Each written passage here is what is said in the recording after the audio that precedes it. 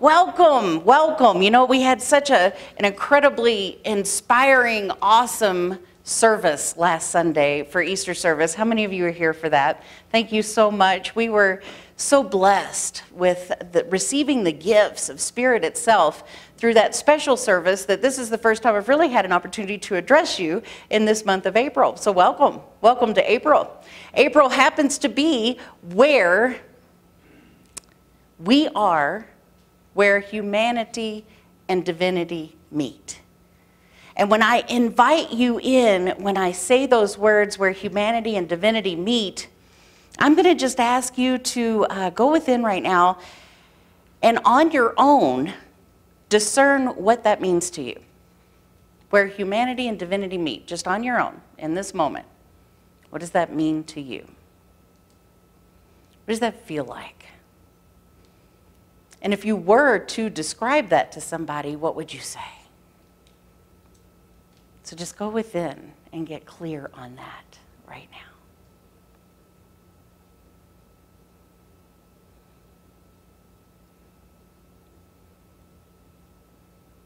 So we're going to be spending the next 3 weeks diving deep into that spiritual principle and aspect of where humanity and divinity meets. And it always begins where? It always begins within.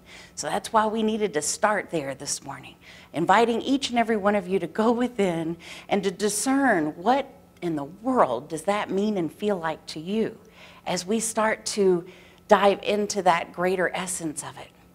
You know, the science of mind perspective for this week's message I take from Thich Nhat Hanh, where Thich Nhat Hanh beautifully states, enlightenment is when a wave realizes it is the ocean.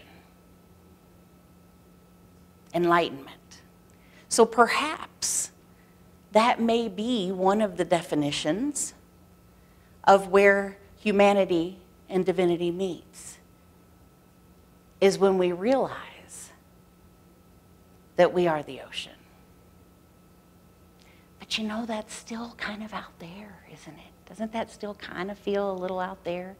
And my joy in life is to bring it in here, is to truly experience it, all of it, the deliciousness, the sound, the quality, the pain, the pleasure, the feels of life itself, and what in the heck that even means and feels like to me in regards to divinity and my own true authentic nature. Wow.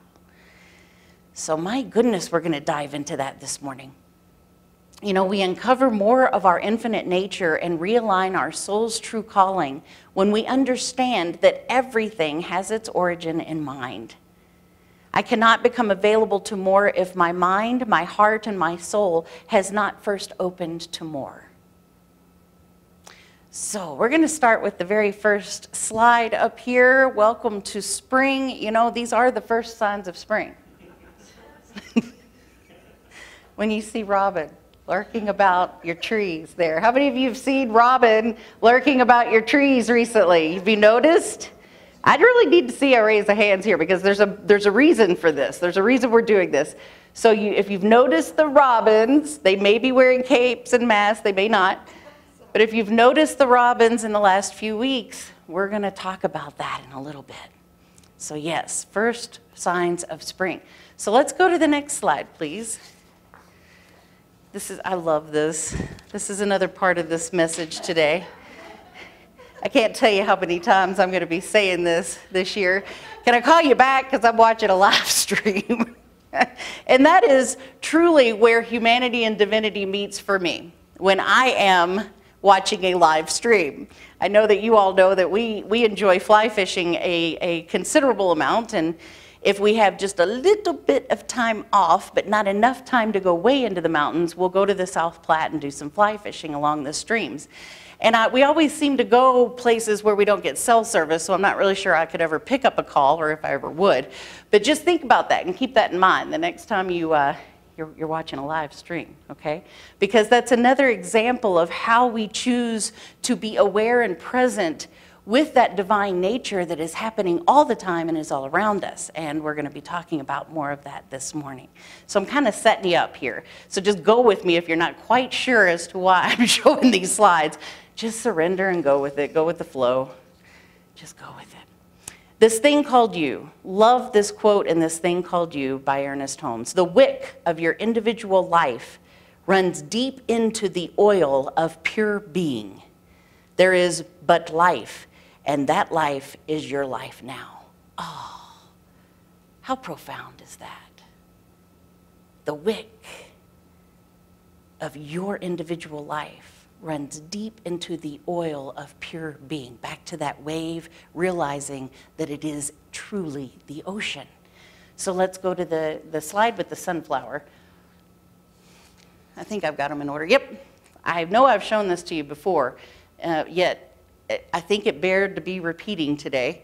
You live because life lives in you. You move because there is a universal energy flowing through you. You think because there is an infinite intelligence thinking through you. Do you see a pattern here? There's a pattern going on here. You notice the robin. Why? Why do you notice the robin? One of the first signs of spring. Why is that? Anybody? Why did you notice the robin? Anybody?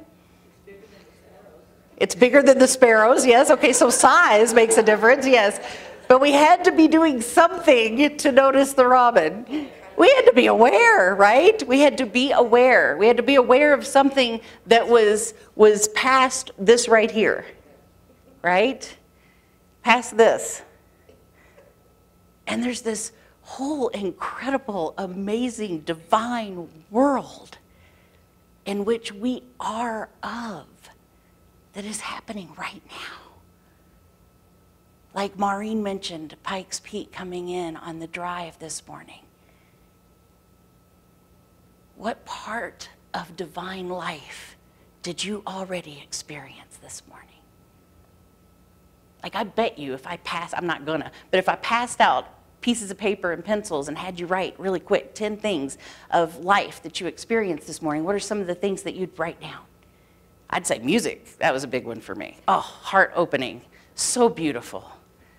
Divine life, experiencing right now in my morning. What was it? Come on. My garden. Your garden. Ladybugs. Ladybugs. Squirrels. Squirrel. Dogs. Dog energy, yes. What else? Warmth. Warmth. What was it? My dog. Your dog. Yes. Warmth. Did I hear somebody say warmth? Amen to that. Amen to that. Oh my gosh, I said a quick prayer of thank you when I got into my car this morning. Oh, I've so been waiting for the warmth. What else? Rain. Did it rain this morning? Oh, did it? Wow. Okay, down south, yes, we cover a lot of miles here. Wow, okay.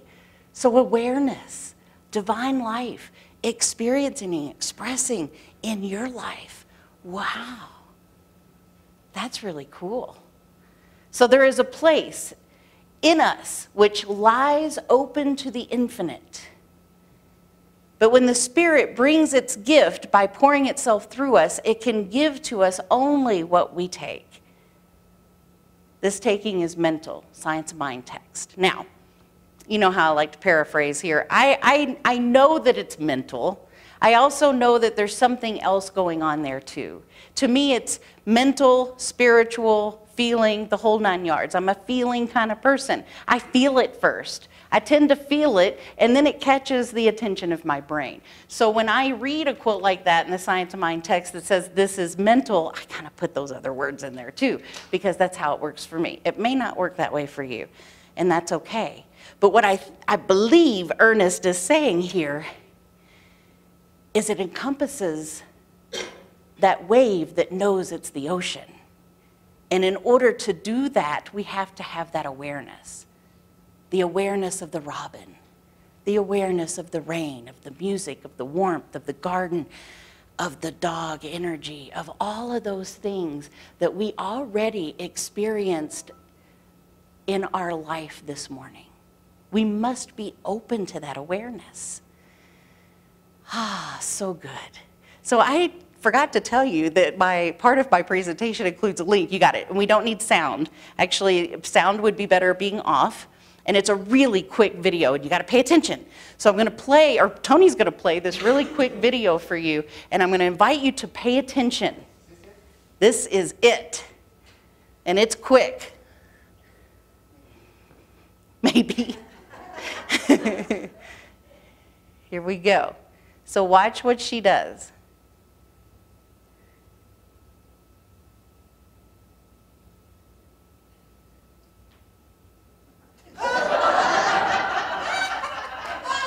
That would be salt she's adding there. There we go.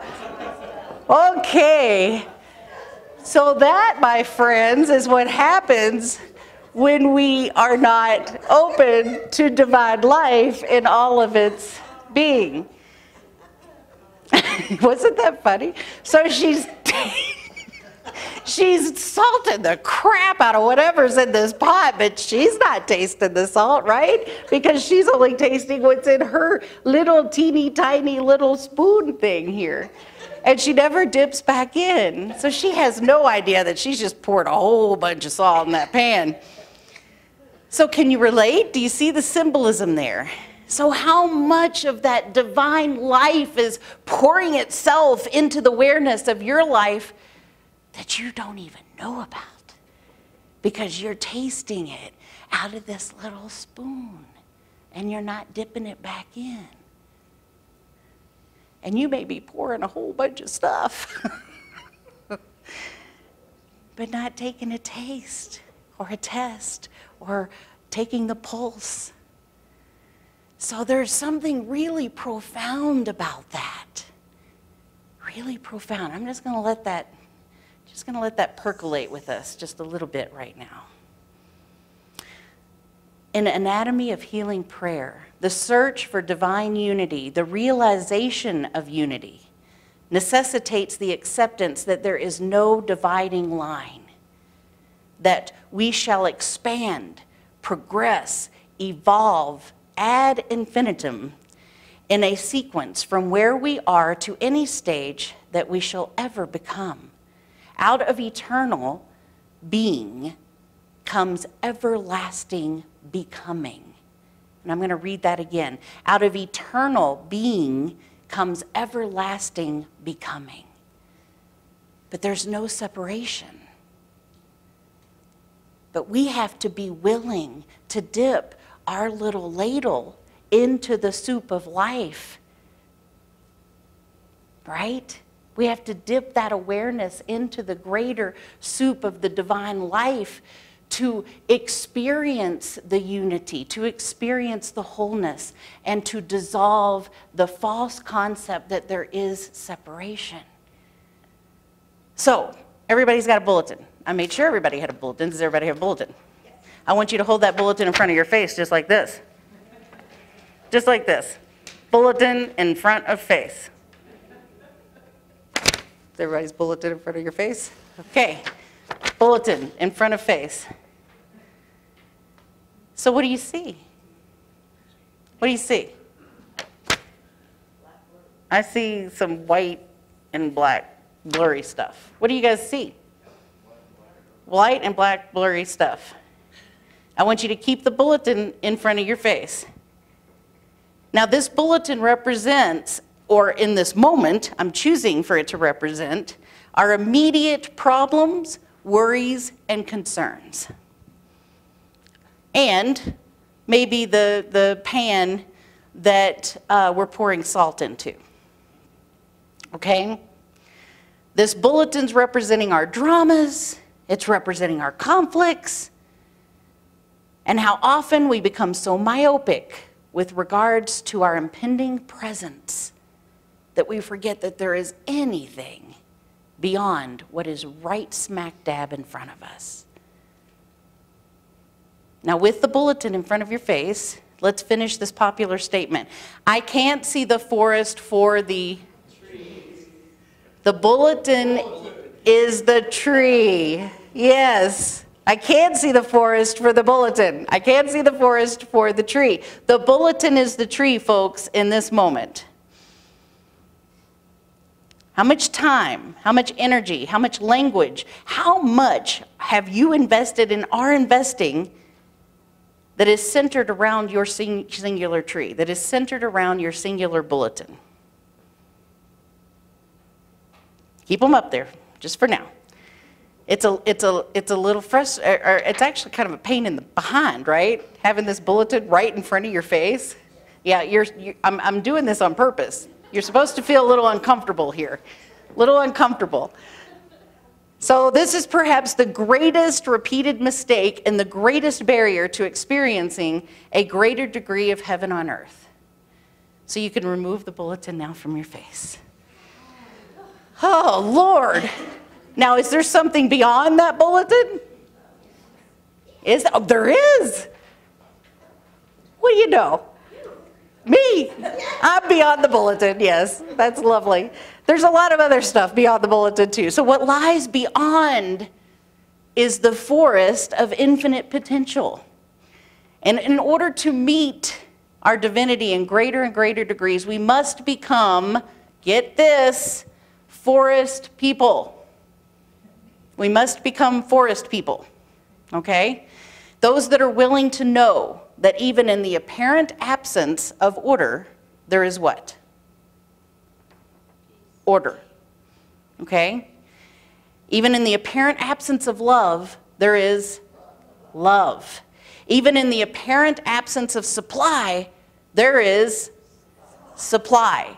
Perhaps it is our one singular task is to look beyond appearances, to look beyond the tree, to look beyond the bulletin, to look beyond the condition.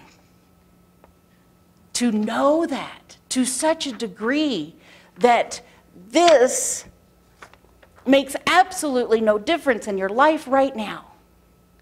That this does not keep you at all for 1 minute or iota from knowing and having faith, strong faith, that in the apparent absence of supply, by God, there is supply. Right? The robin teaches us that every spring. Right? Are you feeling me? Are you getting it? Yes. All right. That's awesome. That is so awesome. Let me see. I might be missing a slide here. Let me go, because I get into the feel of it. Then I got to go back to slides. Let's see. Yeah. Oh, yeah, this is good. Let's go to slide 5, the one after the salt. So we'll pause for this brief slide. Okay, you begin by serving your own needs. You journey by serving the needs of others. And you end by serving the needs of the whole. That's when the journey is complete. So we start out here and serving our own needs. And then we realize, my God, we're the wave and we're the ocean. So there's this no separation thing that's taking place now in my life. And so I know that which I do and say and be is also serving my neighbor, serving my brethren. And it impacts me as well.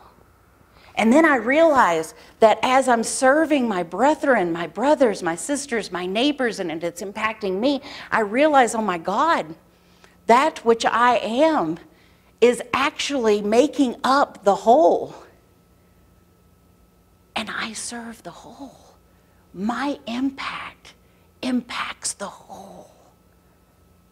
How does that feel? How does that feel knowing that? Anybody? Wonderful. It feels very empowering for me. Sometimes it can feel a little intimidating too. What else? How does it feel? You are the whole. You are impacting the whole. How does that feel? More complete. Important. Yes. And trusting. There's that faith thing that comes into play there for me. So here you go. You've heard that saying? It's a humorous meme that's going around, not my monkeys, not my circus. You guys aware of that one? He's laughing. Not my monkeys, not my circus. Well, guess what, folks? Guess what, folks? Oh my. What does that say? It's my circus, and these are my monkeys. Yes. Because that saying is a way of being dismissive of others' chaos. Kind of gives them that superior eye roll, you know, like, oh, not my stuff. Sometimes we can do that by even feeling a little superior or better than whatever that hot mess is going on over there. It's not my hot mess. I'm not claiming it. I don't have any part of it. We got a few hot messes going on right now, right? Maybe, you know, on a national and worldly scale, we got a few hot messes going on. Anybody done the superior eye roll to those hot messes? Maybe, just a little bit, little bit, little bit. Yeah. Well, guess what, folks?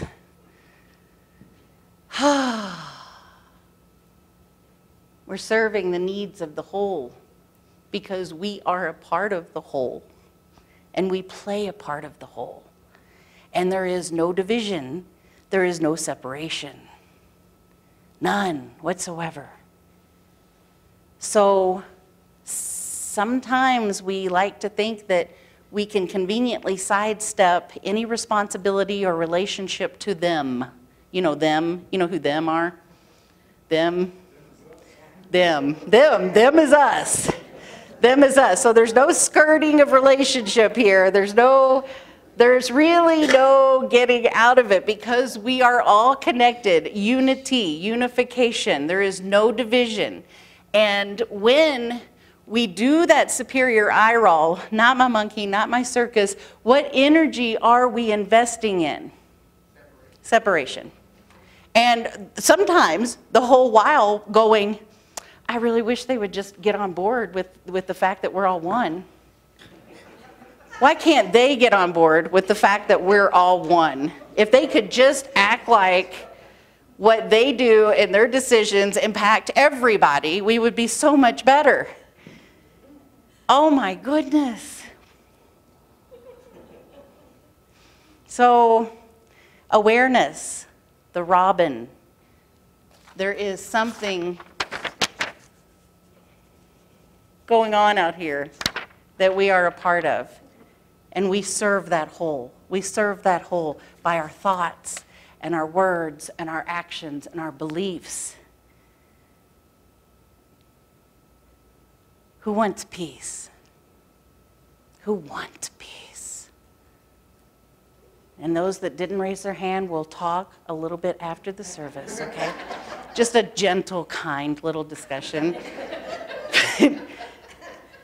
We know that when we want peace, we know it begins within. It begins with me. I know peace in my life begins with me. I know that. I know that it means anytime I go to judge or compare or to divide or separate or them or me, us, them, all of that, I move outside of that essence of peacefulness. I have a responsibility. I have a responsibility. I invite us to step more fully into that awareness of that responsibility. Because we are serving the needs of the whole. We are what cleans up the hot messes that are going on right now. Did you guys see that meme about the Easter baskets? I was going to put it up here, but I didn't. Where my kids were bugging me about Easter baskets, and there's a picture of these two teenagers, and they've got the laundry basket full of cleaning products as an Easter basket. You know, and I thought, man, that's very symbolic. I know that was done to be funny, but that's really symbolic. An Easter basket full of cleaning products. We're here to help clean up those hot messes, folks. And we can't clean up the hot messes by walking by it and saying, not my monkey, not my circus, not my thing. It's all of our things. And sometimes, you know, if you feel rendered by, oh my gosh, what could I possibly do? I can't do anything. I can't affect change and what's going on over there. We can. What can we do? Come on, somebody make me proud. What can we do? Pray. We can pray. Remember prayer? Oh, it's so powerful. So how about, as a part of that list that I said, if I'm not going to do it, but if I had paper and pencils, I'd hand it out and you'd write down how divine has shown up in your life already this morning. How about we include prayer for the monkeys in the circus? Is everybody good with that? You good with that? Yes. Oh, yes. So there is only one unity. The willingness to see all sentient beings as one is an enormous move towards greater enlightenment, folks. Anyone genuinely wanting to bring greater divinity into humanity must be willing to recognize this. Collective behavior elevates when each one chooses to elevate. So now I'm going to move into something really sacred. Have you all ever heard of the term thin spaces? Thin spaces. I love this. I just recently came across this, and it perfectly defines what I have felt my whole life in certain areas. Have you guys ever felt yourself in a place? It could be in nature. You could have walked into some beautiful, whatever, architecture place or anywhere. It's anywhere. But where you feel like you've entered this space of the divine, and you feel completely connected to that feeling of the divine. It's like where the veil is thin between this dimension and the divine greater dimension. You guys ever had that feeling? It's been expressed as bliss, you know, of heaven. People have described it as heaven. And I know growing up, there's been certain times in my life where I have experienced that. And there's a term for it called thin spaces. And so already this morning, we have expanded our awareness to how the divine, how we've experienced divine life in our life this morning. So I'm inviting us to pay attention, because when we do that, we invite more thin spaces into our life. Pay attention this week. See if you've entered a thin space. See if it's caught your attention. And when you're in that thin space, you know, what happens? You know, some of you have nodded your head that that's been experienced. So if you've experienced that, what happens? What do you experience? Peace. Yes, exhilaration. Butterflies, yes. Tears. And bigness. I mean, it's like there's this greatness that takes place. Tears, yes, like you're moved in such a way. Yes. What? Blending. The wave realizes it's the ocean and it blends with everything, right? That becoming one. That feeling of absolute oneness. Do what? Somebody said so? Ah, yeah, ah. Sigh, ah. Everybody there? Let's everybody take a collective sigh. Ah, yes. The divine is here. Solution is here. Thin space is a term that defines and describes an awareness of bliss. Some serendipitous event, circumstance, moment where the delineation between the ethereal and the earthy is so thin that it seems as if heaven and earth have merged. This place, this essence where humanity and divinity meet cannot be manufactured, but it presents itself when one's inner thoughts regarding humanity and divinity are equally yoked, like the egg, yoked. That's pretty cool. And if you just recently ate some Cadbury's, you know exactly what I'm talking about. Yeah. So I'm pretty sure I have a slide for this.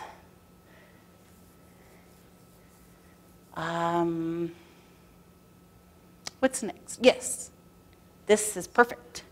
We wait, starving for moments of high magic to inspire us, but life is a banquet of common enchantment, waiting for our alchemist eyes to notice. Yes. Let's go into this week with alchemist eyes. Let's go into this week paying attention to thin spaces. Not like we're, like we're expecting it. It's not an expectation.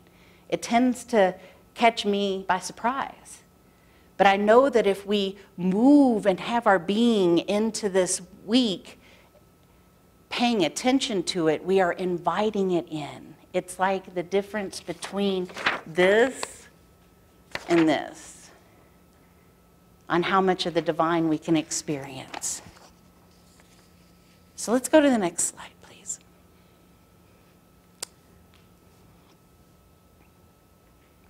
This is it, folks. Love is the solution. Meditation is the solution. Forgiveness is the solution. Consciousness is the solution. A small act of kindness is the solution. Realizing our power is the solution. And taking deliberate action is the solution. Who's the solution? We are. Them? Are they the solution? Am I the solution? Are you the solution? Yes. Yes. Next slide, please. Our Rumiism. Here's our Rumiism for the day.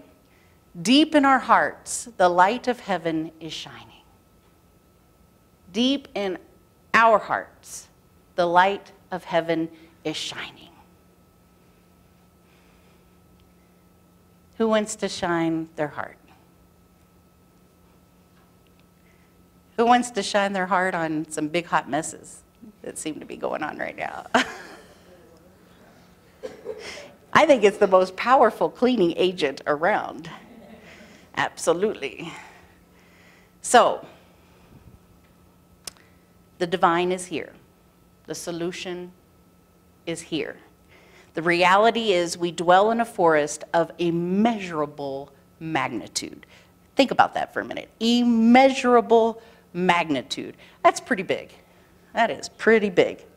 So we dwell in this forest of pretty big, immeasurable magnitude, and our experience of this increase at the level of our expanding awareness, our experience of this increase is at the level of our expanding awareness. The micro unveils more of its macro nature as we become increasingly available and less resistant of these inherent gifts. So let's do our affirmation together. It's the last slide. So if everybody is comfortable in saying this with me, I invite you to. Heaven is here. I allow its inherent presence to resurface, re-energize, and reset my mind. I am the solution. Again, I am the solution. Again, I am the solution. And so it is. Hallelujah.